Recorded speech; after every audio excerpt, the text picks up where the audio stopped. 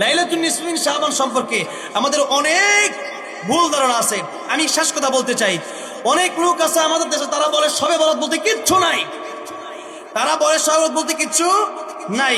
কিন্তু আমি আপনাদের সামনে যে হাদিস খানা পড়েছি, ইন্নাল্লাহা লা ইয়াতলিউ ফি লাইলাতিন নিসফি মিন শাবান ফায়াগফিরু জামিআ খালকিহি ইল্লা লিমুশরিকিন আও মুশরিকিন, এই হাদিসটা কয়েকটা কাছাকাছি শব্দে অনেক সাহাবায়ে কেরাম রাদিয়াল্লাহু আনহুম আজমাইন বর্ণনা করেছেন। আম্মা জান আয়েশা সিদ্দিকা রাদিয়াল্লাহু আনহা থেকে শবে বরাত মানে শবে বরাতের হাদিস এসেছে। আবু বকর সিদ্দিক রাদিয়াল্লাহু আনহুর কাছ থেকে শবে বরাতের হাদিস এসেছে। আবু মুসা আশআরী রাদিয়াল্লাহু আনহুর কাছ থেকে শবে বরাতের হাদিস এসেছে। মুআয ইবনে জাবাল থেকে শবে বরাতের হাদিস এসেছে। আব্দুল্লাহ ইবনে আমর রাদিয়াল্লাহু আনহু থেকে শবে বরাতের হাদিস এসেছে। আবু হুরায়রা রাদিয়াল্লাহু আনহুর কাছ থেকে হাদিস এসেছে। এত হাদিস এসেছে, যারা বলে শবে বরাত বলতে কিচ্ছু নাই, তাদের যে শায়েখ আছে শায়েখ আলবানী রাহমাতুল্লাহ আলাইহি, তিনিও বলেছেন এই হাদিসটাকে সহিহ বলেছেন। তাহলে তোমরা যারা আহলে হাদিস দাবি করো আর বলো যে শবে বরাত বলতে কিচ্ছু না, আমরা পাই নাই, মানুষদেরকে আমল থেকে দূরে সরানোর কথা বলা হচ্ছে, কথা ঠিক না ঠিক? এটা একটা পায়তারা ভাইরা বাজে। এই জন্য আমরা বাড়াবাড়িও করবো না, সারাসারিও করবো না। শবে বরাত উপলক্ষে আমরা ইবাদত করব। নবী বলেছেন কুমু লাইলাহা ওয়া সুমু ইয়াওমাহা, তোমরা সেই রাতে ইবাদত করো, দিনে রোজা রাখো। রাতে হবে ইবাদত, দিনে হবে রোজা। আরেকটা প্রমাণিত আছে, একটা আমল, নবীজি এই রাতে কবর জিয়ারত করেছেন। কি জিয়ারত করেছেন? তাহলে আমল হচ্ছে তিনটা। দুইটা গুনাহ ছাড়তে হবে, একটা হলো শিরিক, আরেকটা হলো হিংসা। কয়টা গুনাহ ছাড়তে হবে? দুইটা, একটা হচ্ছে শিরিক, আরেকটা হচ্ছে হিংসা। আর তিনটা আমল আমরা করবো এই শবে বরাতে। গুরুত্বপূর্ণ রাত, হাদিস শরীফের মাধ্যমে প্রমাণিত রাত। 8 জনের বেশি এই হাদিসটা বর্ণনা করেছেন সাহাবায়ে কেরামদের রাদিয়াল্লাহু আনহুম আজমাইনদের মধ্য থেকে। তাহলে এই রাতে আমাদের আমল হবে তিনটা। কবর জিয়ারত, বলে 1 নাম্বার কি? জুবেন 1 নাম্বার কি? কবর জিয়ারত।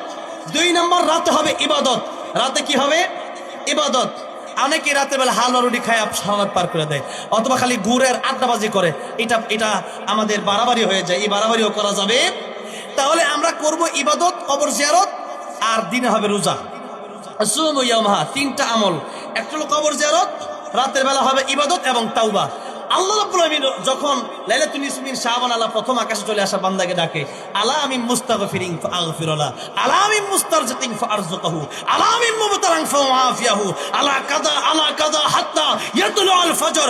আল্লাহ পাক ফজর পর্যন্ত বলেন, বান্দা তোর কি গুনাহ আছে, আয় তোরে আমি আল্লাহ মাফ করে দেওয়ার জন্য রেডি, খালি একবার চাইয়া দেখ। আল্লাহু আকবার। হ্যাঁ বাবাজিরা, এরপর আল্লাহ কয় কার রিজিকের দরকার, দুনিয়ার মানুষের কাছে চার্জ দেয় না, 1 বার 2 বার 3 বার নারাজ হয়। হর গাড়ি দে নেকে তো তৈয়ার হয়, जो न मांगे उससे तू बेजार হয়। আল্লাহ তো এমন আল্লাহ, মানুষের কাছে চাইলে মানুষ নারাজ হয়, আর আল্লাহ কয় আমার কাছে না চাইলে আমি নারাজ হই, আমার কাছে চাইলে আমি আল্লাহ খুশি হই। যেরকম সুবহানাল্লাহ। তাহলে আল্লাহর কাছে আমরা মাফ চাইবো, যেহেতু আল্লাহ মাফ করে দেন, আমরা ঘুমিয়ে থাকবো নাকি ইবাদত করতে হবে? ইবাদত করব। আল্লাহর কার রিজিকের দরকার, আমার কাছে চাও, আমি আল্লাহ রিজিক দেব। কার কে বিপদে আছো আমার কাছে বলো, আমি তোমাকে বিপদ থেকে উদ্ধার করব। তাহলে আল্লাহর চেয়ে বড় কেউ আছে? তাই আমরা বলি আল্লাহু আকবার, আল্লাহর চেয়ে বড় আর কেউ নাই। তাই সেই জন্য আমরা এই রাতে ইবাদত করব, আর দিনে রোজা রাখবো, কবর জিয়ারত করব। আল্লাহ পাক বুঝে শুনে আমাদেরকে এই লাইলাতুন নিসফ মিন শাবান সামনে 2 দিন পরে আসতেছে, মনে রাখতে হবে গুরুত্বপূর্ণ একটা, আল্লাহর কাছে খুবই দামি রাত।